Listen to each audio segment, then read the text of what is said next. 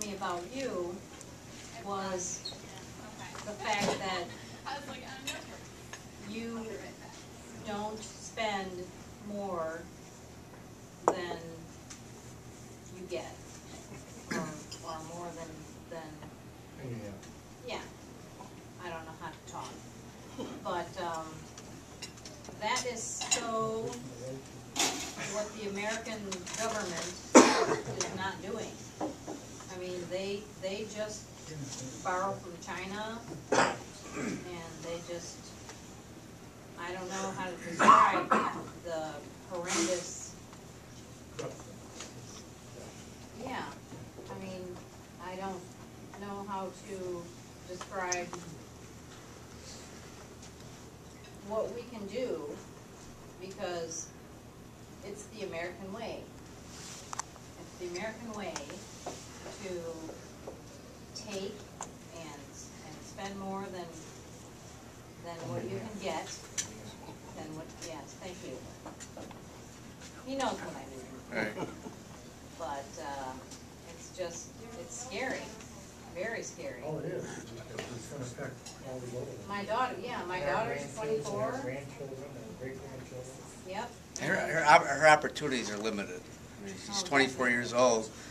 You know, a lot of guys aren't hiring, just like he said. They're not hiring because they're A, worried about whether they're going to, they're going to have enough revenue to pay them. B, the government isn't looking out for the small businessmen to give them the tax cuts that they deserve to run their business. So I feel for kids that are even in college. I mean, we got a couple of college students here that their opportunities aren't as great as they were 20 years ago when I left college. So yeah, that's we got a concern. We're spending money that we don't have. We're printing money. We're borrowing money just to make it just to get by a little bit longer, just to get by a little till tomorrow. But tomorrow's going to come. You're going to owe that money tomorrow, but you're going to owe interest on top of that money. Oh yeah. I'd just like to make a comment too. Thanks for what you sent me on the email. It really was helpful. I really liked it. I used it, told it, and it was on my email too. You sent that you buy what you have in your pocket, and if you couldn't buy it, why, if you didn't have enough in your pocket to buy, well then don't buy it. Don't spend it. Right. So, Don't spend it. Yeah. I mean, that impressed me.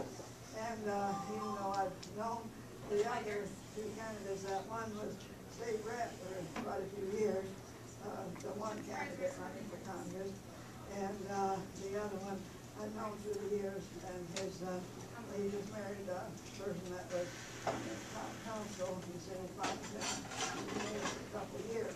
But I mean, I know both of them do that. It's always been hard in past years. I mean, that's I know most candidates like that.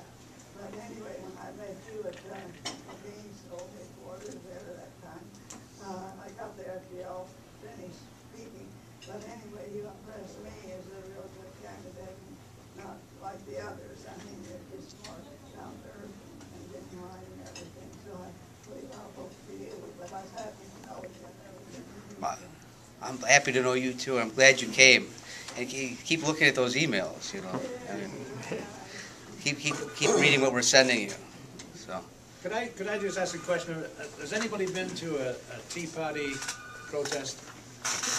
Yeah, I was in Lansing, and I was in Sterling Heights, and there's a nascent growth here of everybody that I met was very civil, happy-go-lucky, protesting only about taxes and wasting money.